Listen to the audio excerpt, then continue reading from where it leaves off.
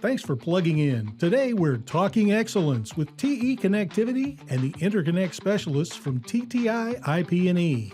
It's the news, information, and detail you need to know to stay informed about the latest innovations in all types of electronics connectivity. Thank you, Jim. And hello, everyone. And thanks for joining us on Talking Excellence with TTI and TE Connectivity. I'm your host, Gabe Osorio, Transportation Marketing Manager at TTI. And today we are joined by Paul Reil, who is a Field Application Engineer with TE's Industrial and Commercial Transportation Unit. And we're talking about excellence in connectivity for on and off highway commercial vehicles. Welcome, Paul, and please give our listeners a quick overview sketch of your background and what your role is at TE today. Thanks, Gabe. Sure. I've been in the connector business for over 30 years. Had the opportunity to work in product management, global account management, business development. Was also blessed to be able to spend 8 of those years in Europe, working in both Germany and Scotland. Came to TE about 8 years ago into ICT and the data connectivity product family to bring my expertise in high-speed data, as well as my experience in dealing with cable assemblies, printed circuit board assemblies, flex circuit assemblies, and the attachment of connectors to those substrates. So that's proved instrumental as well in helping TE in growing some of our data connectivity products. Sure. Makes perfect sense. Thank you for that. You know, it's interesting because in our first episode with Vasanth, we talked a lot about data connectivity in passenger vehicles. So I think it's good to get the perspective of, the workhorses, right? The off-highway and on-highway large vehicles or commercial vehicles, as we know. Can you tell us a little bit about how the demands for data connectivity differ in these commercial vehicles compared to traditional passenger cars? So when we're talking about industrial commercial transportation or ICT, we're talking about on-highway trucking, service vehicles, emergency vehicles, off-highway construction, off-highway agriculture, and throw in there a sprinkling of recreational vehicles and even marine. So the priorities for these businesses, right? These are the vehicles that step in to arrive when nothing else is able to get through. And so a lot of what they're concerned with is job site safety, is productivity or uptime, and increasingly autonomy or the enablement of autonomy for these vehicles to plow a field independently without a driver in them or drive from a manufacturing site to a warehouse in a semi-truck in order to deliver goods back and forth between locations. So historically from ICT, that's the difference in that we're dealing with bigger vehicles, we're dealing with uptime, critical nature of things, the ability to repair vehicles in the field as well. Because a lot of these vehicles are so large, they're assembled on site because they come in pieces and they're so large, they have to, you think of a mining truck, right? That is assembled at the site, not where it's produced. It's produced in pieces and assembled at the site. So it's also important that these vehicles can be repaired on site as well and don't have the luxury of taking them to your local service area as you would with a passenger car. Right. Certainly not going to be driving that down the street yes, to a repair shop. Yeah, and it's fascinating, Paul, because I don't know if you had the opportunity to attend the ConAg Expo this year or not, but yes, very interesting to see how much opportunity there is for proliferation, I would say, in off-highway vehicles, where you're just kind of starting to see the LiDAR, radar, additional cameras, sensors, the safety side of things that you kind of alluded to creep into many of these different applications from, asphalt pavers to cranes to, the backhoes and other commercial construction vehicles that are in the marketplace today. So it was very interesting to see I guess what kind of the Wild West is for development for data connectivity into these vehicles. So definitely looking forward to hearing a little bit more about what you have to say on some of these things, just based off the nature of what we know is coming, I guess, right? And in terms of the opportunity here. One of the things we also talked about previously was long cable runs. Because I imagine, as you mentioned, right, building a mining truck on site because of the sheer size of these vehicles, Cable runs must be a big challenge. Why are these long cable runs such a challenge in off-highway vehicles? Yeah, well, I'll take one step backward to something that you just mentioned versus ConAg, and that is the adoption of new technologies traditionally has had, let's say, a 5 to 7 year run with automotive ahead of being found in the commercial transportation space. So when backup cameras arrived as a standard feature on automobiles, it's taken 5 to 7 years for that feature of backup camera in a work vehicle or a skid steer, for example, to become commonplace. So there's a technology drag from automotive to ICT. And so what we've seen is that with that gap, there's a need to catch up sort of faster, and that includes even the specifications. So if we look at an automobile, a 15-meter reach in terms of connectivity from end to end pretty much covers 100% of vehicle needs out there in the marketplace. When we start to look at construction and agriculture, 15 meters isn't big enough when you look at a mining truck that's the size of your house, or let's say a large tractor that's not pulling one implement, it's pulling 3 implements behind it. So it needs that level of data connectivity and speed as well to go much further distances. So when you look at the IEEE spec that drives single pair Ethernet, right, there's the 802.3 BW at 100 megabit, there's the 802.3 BP at gigabit speeds, and there's a type A and a type B.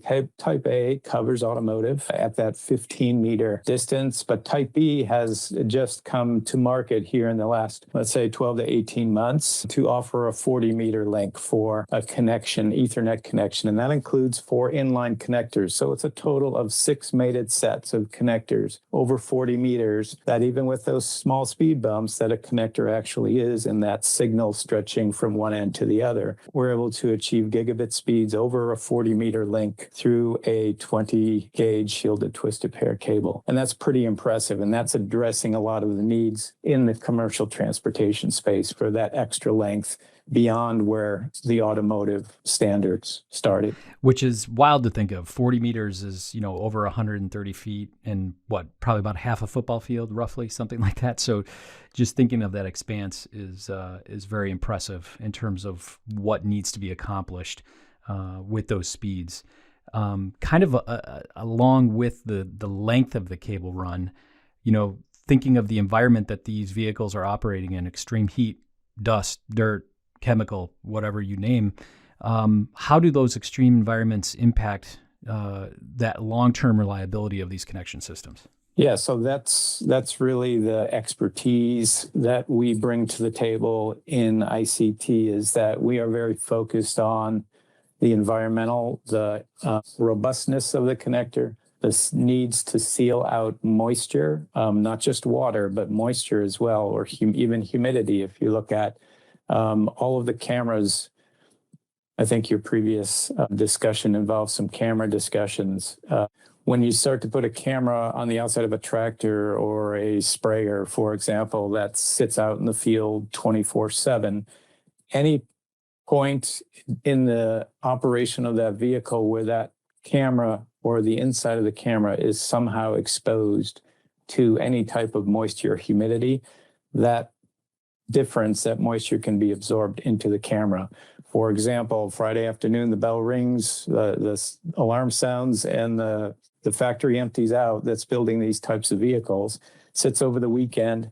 They come back in Monday morning and assemble the camera to the cable assembly for the first time. Well, over the weekend, there's been a lot of weather running through the Central Plains states where that factory is located. And it's gotten cold, it's gotten warm, there's humidity in the air. That humidity has been absorbed into the printed circuit board of the camera. 6 months later, after that vehicle's in the field, all of a sudden you've got a cloudy camera.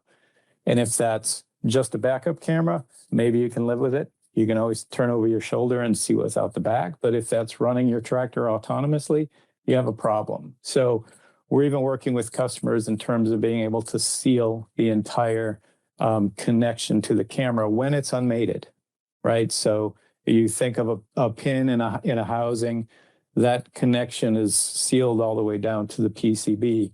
So even you could pour water into it as long as you dried it back out again. it's a sealed connection with no ability to get down to that level, because that's how critical it is to keep moisture out of specifically those newer types of devices that are doing more than just standard processes, right? They're seeing for the vehicle. They're, in fact, in some cases, replacing the driver. Yeah, and critical pieces of that, of the overall safety and ability to use the vehicle correctly. That's fascinating. It comes to mind, obviously, that a lot of cases of the off-highway and commercial vehicle fleet, just thinking of what's already existing in the marketplace, out in the field, out being used today, maybe getting upfitted with some of these safety technologies or integrating new technology onto existing vehicles that are out in the market working today.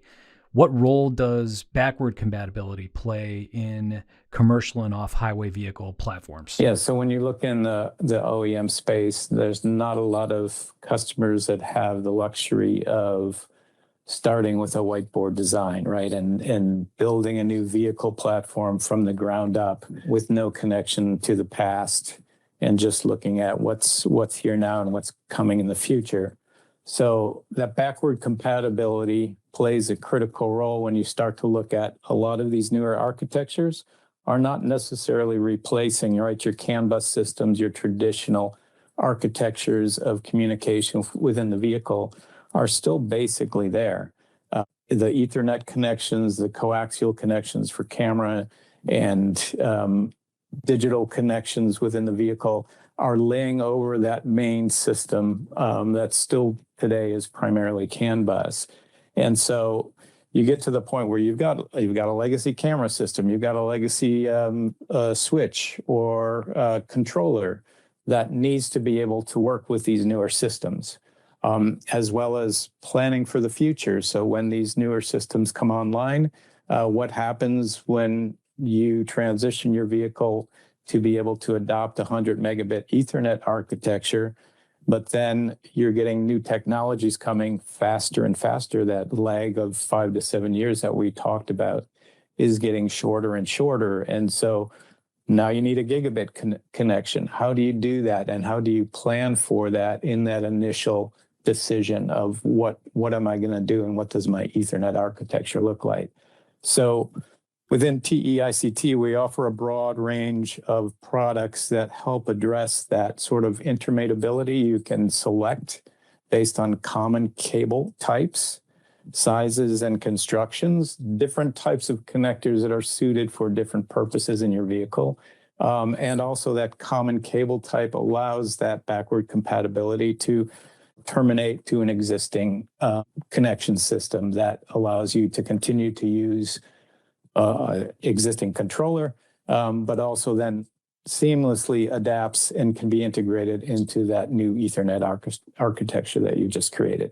Yeah, that's really interesting. And not to go off on a tangent here, Paul, but you made me think of another question, and not to put you on the spot with this one, but when thinking about CAN versus Ethernet on these vehicles, it's long been talked about that the conversion will happen to Ethernet, or it's coming, full communication on the vehicle. Do you think that these additional safety systems, to your point, the lag in technology showing up on these vehicles will ultimately bring the vehicle communication backbone into Ethernet, or will it always or continue to be for some time that kind of dual, or not really competing, but that dual communication network that exists today between CAN and Ethernet?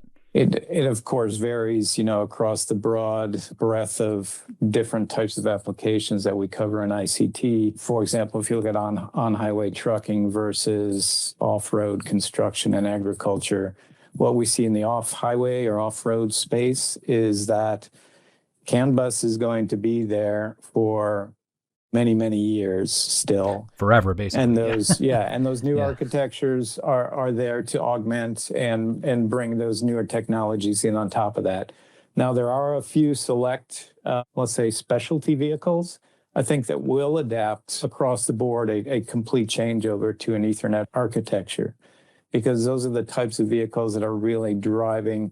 For example, you look at it like a sprayer that's doing a lot of very critical high-speed decision-making in terms of what weed am I spraying, what herbicide am I putting down here in this crop based on the camera telling me that the leaves look a little bit like they're impacted by this type of bug. With those types of vehicles, very specialty focused, I see Ethernet coming in to those platforms more and more as maybe even the base system. But when you look at a tractor, when you look at a backhoe or an excavator, those traditional systems are going to be there. And they're, at the end of the day, these are not vehicles traveling down the highway 85 miles an hour. Trucking is a little bit different, but the basic infrastructure, I think, will be CAN bus for quite a while, but there'll be more and more Ethernet decision-making happening on the on-highway type of vehicle. Yeah, thanks for answering that. That is definitely insightful and helps kind of, I think, understand what's happening with both those communication networks and a lot of the conversation around that. That brings me to my next question, which really centers around what I think of in ICT or industrial, commercial, and transportation is ruggedness and performance. How should engineers prioritize, in your opinion, ruggedness versus performance? I've had this discussion with some customers, and it's that eternal struggle that I've seen throughout my career between the mechanical engineer and the electrical engineer. And who's going to win the argument in terms of what decision is made and what direction to move forward. And at the end of the day, it generally ends up to be a compromise, right? So when you're looking at if that vehicle is down because you've gotten moisture into a connection, there's something that's broken and you lose the connectivity, that's going to have a much bigger impact than the fact that you're driving 7 miles an hour and your backup camera goes out.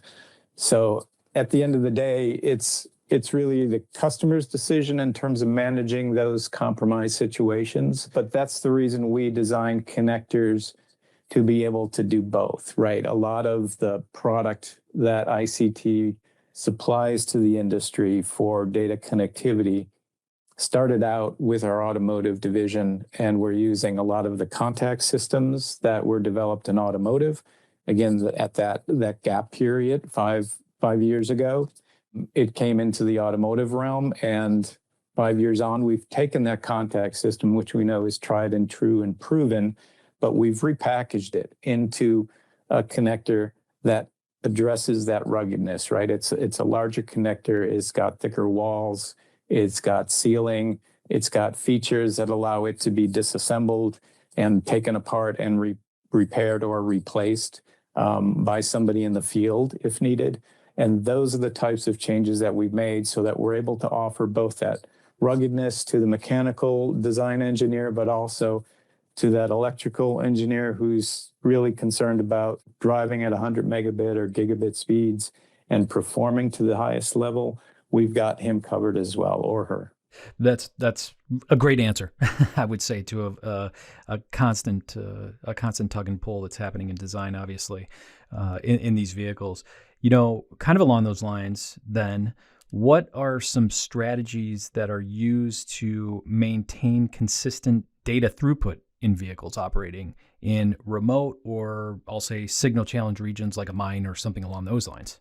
I'll branch a little bit into an area that I'm not an expert in, but we've got people that are, and that is, so when we talk about connectivity, a lot of time is that data not only has to function and be gathered in the vehicle, but it has to get out of the vehicle, right? It's going up to the cloud, it's being processed, it's giving data and feedback to the fleet operator, it's giving data and feedback directly to the driver or the job site manager to let them know what's happening real time.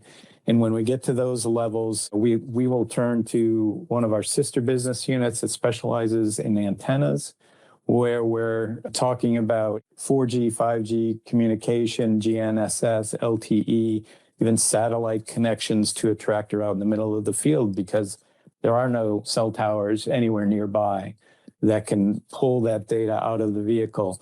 And the farmers come to expect, right? The large OEMs are selling their services beyond just selling a vehicle, right? They're providing an infrastructure of data for the farmer, so when he gets back to the barn, he's pulling up on his cell phone to see how much acreage did I just plant, what's the expected yield from that planting, et cetera, et cetera. That real-time feedback allows a farmer to very succinctly manage that operation.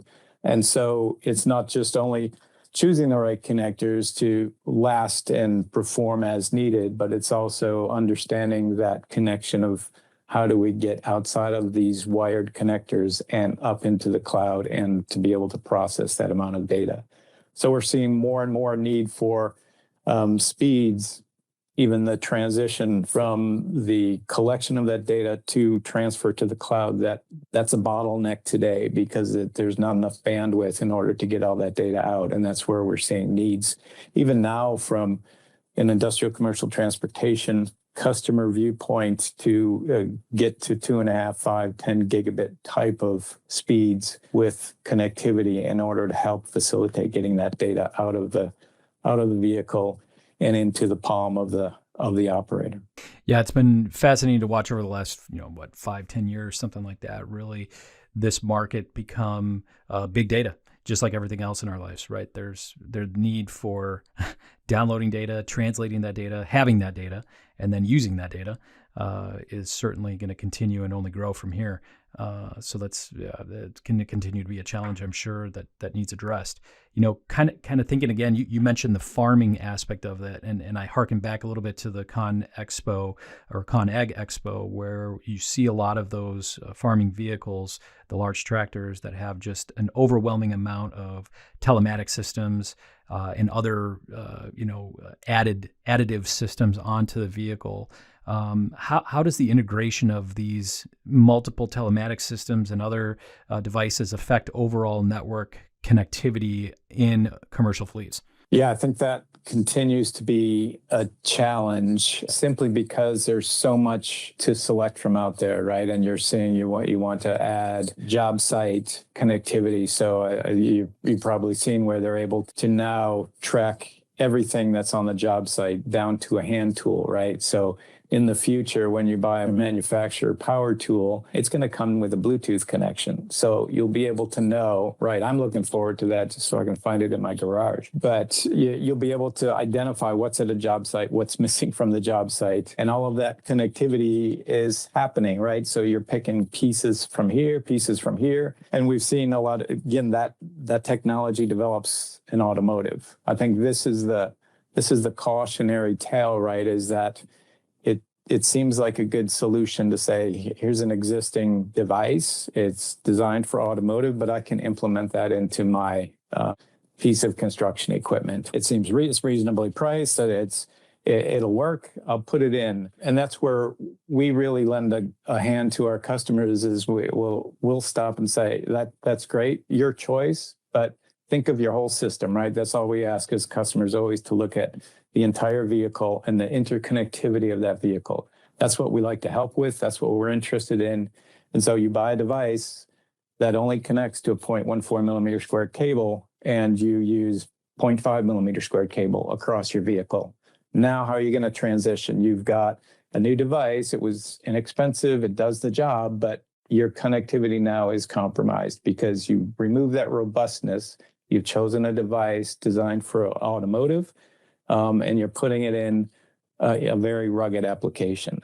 So that's where we see sort of a mismatch. Part of that is perhaps due to availability of what's needed at the time, and because of that lack is that time gap is starting to get shorter and shorter. But we always encourage our customers to say, look at the whole connectivity package, look from end to end. We're interested in that whole data signal, not just the connector that plugs into one device, right? And that works together with the backward-forward compatibility we talked about earlier, as well as just to keep customers out of a jam of making a decision that then backs them into a corner where we can still offer a solution, but that may be, let's say, a more awkward or more expensive solution to come from that very small connector wire gauge up to bring everything up to that 0.5 millimeter squared or 20 gauge the customer expects to be able to use. Yeah, well stated and great design advice, I would say, for implementing all of that into a vehicle. Kind of along that same thought process, at least in terms of integrating multiple, telematics units or other additional devices. What are some of the common points that failure might occur for in-vehicle network connections, and kind of what the recommendation around how to mitigate those might be? On vehicle, let's talk about on vehicle connections, since that's in certain applications, it's the exposure of connectors to the outside environment where there's again a mismatch between what that connector was designed for and how it's being used. So if you look at let's say the de facto camera connector out there in the market today is a FACRA connector. FACRA was designed 30, maybe even pushing 40, somewhere between 30, 40 years ago, designed to be very small, very thin-walled, very inexpensive, to be piled connector next to connector next to connector inside under the dashboard of an automobile. It's now sitting outside on most agricultural equipment to provide either a surround view camera type of offering, or even used on high-speed cameras in, let's say, sprayer applications. And that camera is being exposed to environments that it was never designed for. So when that starts to fail, when your cameras start to fail on a sprayer, when your surround view of 360 degrees on a large harvester disappears off the screen, or at least a quarter of it disappears because the camera or the connector is now damaged, that's not a good thing. So it's really transitioning and adopting those mismatches that have occurred over time, just maybe because of availability, is we now have products available to replace those with the more robust type of connections, especially for coaxial connectors that give you that strength and resistance to the harsh environments. Still offer a smaller size, not quite as small as FACRA, but certainly more robust and able to let you rest assured that that's not going to be your failure point in the future. Thinking back to one of the comments you had made a little bit earlier about, really going back to the data side of things, right? And the need for downloading data or pulling data out, or how a vehicle communicates with, devices and everything around it as well, too. How do evolving, vehicle to everything, or V to X standards influence the connectivity solutions in commercial transportation today? Well, I guess the simplest answer to that is it means there's more and more need for data connectivity, right? Because the devices and critical nature of the information that's providing to the operator, to the fleet management, et cetera, is really what's driving the growth in higher and higher speeds of data, and especially in that gap that we talked about, where we now have solutions where we need to get to 10 gigabit speeds and even greater to take care of that blockage in the funnel that's going up to the cloud. So for us, it means more content and really the need to be engaged with our customers earlier in their design process so that we can help with the knowledge that we've gathered to be able to make sure that as they look at their entire system from end to end, we don't get locked into those corners where we then have a very expensive solution to get out of. So looking at the big picture and the broad view of where things are going and working with our customers early on is really, I think, the best solution we offer to our customers. Yeah, I completely agree, and I think you said it very perfectly. I think the long term, maybe not solution, but result is likely just increased content, right? The more demand on that, the more the more connectivity, the more solutions that are going to have to be made available for these vehicles, and a never growing electronification of these construction and off-highway vehicles. So that's fascinating to see and hear. Some of the things we've talked about previously as well too were noise, and noise considerations for connectivity. In what ways do EMI and EMC considerations kind of shape the selection of the hardware or the connectivity hardware for these rugged vehicle environments?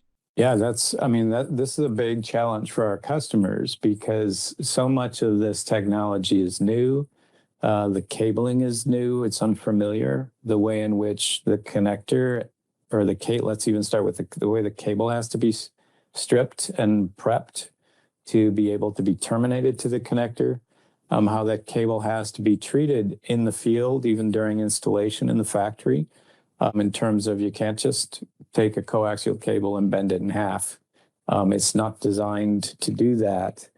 And so we see a lot of challenges there, and we do the best that we can to assist our customers in understanding these new technologies, understanding the advantages, but also the disadvantages of some of these types of products. Coaxial cable, for example, we've had requests of like, how can I splice my coax cable? Because when it's broken, I need to be able to just put a splice between it. We're looking at that technology. We're not aware that it exists today. So it's really understanding 100 megabit. Do I need a shielded cable or an unshielded cable?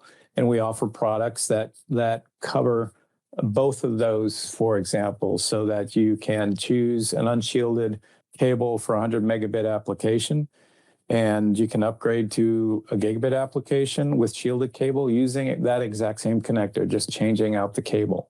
So that flexibility in the offering that we have is really what's important, I think, to a lot of customers, to be able to say, hey, I can choose unshielded cable, 100 megabit speeds, lower speed, lower cost cable. But if I need to get there, if I run into an EMI issue, if I run into a speed issue, I can upgrade to that shielded cable, get that EMI protection that I need, get the added speed I need. And my cutout in the transition from the cab to the engine compartment is the same. It's exactly the same connector, no change in SKUs, no change in procurement. You're just changing the type of cable that you're putting in that connector. Yeah, sounds like the TE team is well prepared for addressing those concerns, which is excellent to hear. You know, I've been a part of very intimately some of the testing, the rigorous testing, specifications that many of the OEMs, the commercial vehicle OEMs, the construction OEMs have in place. What are some of the testing procedures used to validate reliability of data connections? Certainly as it relates to vibration, shock, and these extreme temperatures that these vehicles are exposed to, as we've talked about. Yeah. So as we're developing these newer connectors, as we're adopting an automotive terminal, for example, as we discussed, into a more robust, larger ICT-driven housing that's able to withstand the temperature changes, the vibration, et cetera. We have test labs around the globe that we can rely on to put connections through heat aging, through water ingress testing, through vibration is a big one, in order to validate that those connectors are going to perform the same down the road as they are when they're brand new. We also work closely with cable manufacturers. So for some of these newer ICT data connectivity products, we've developed the cable together with the cable manufacturer to work seamlessly with the connector that we've developed.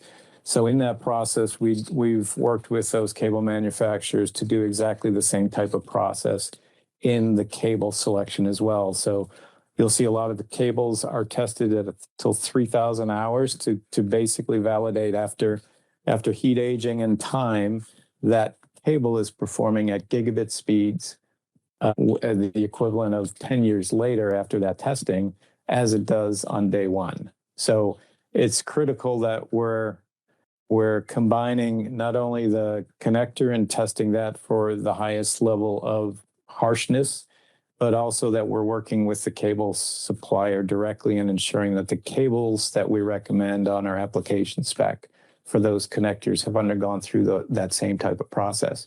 At the end of the day, we can give you the greatest connector in the world. If the cable goes bad in the meantime, that great connector isn't doing you any good. So it's really, as we move from looking at a piece of plastic with some metal inserts to looking at the connection, which is from one device to another device, either via cable or via printed circuit board or via flex circuit, whatever you look at for that connectivity, right? It's also very important that we understand that medium as well. We work with the suppliers that produce those mediums and make sure that we're matching that performance level across the interconnection. Yeah, so it's really interesting to hear. So it's not just a connector or plastic, to your point, test that needs to take place there. It's an overall consideration and test of the full solution, right, with the cable included, and ensuring that it's validated correctly and being used accurately, or I guess to the specification that's needed. So great insight as well there too. Thanks, Paul. If I look at everything we've talked about so far this afternoon, and trying to put a bow on it, I guess, what are the unique capabilities that TE connectivity can offer to address complex data integration and these overall environmental challenges in commercial and off-highway vehicles? I think I'll go back to, maybe we've touched on this in some of the earlier answers, is that early involvement with customers is really critical to help provide them with the best solution, right?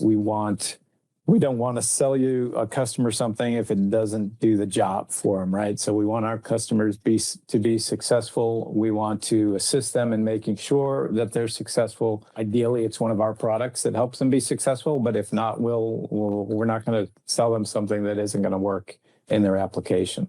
So it's the experience we have across the board in understanding not just the connector, but the cabling, the board level, and even if you go back to that 40-meter discussion we had, we worked directly with the chipset manufacturer that developed the first Type B 40-meter linkage.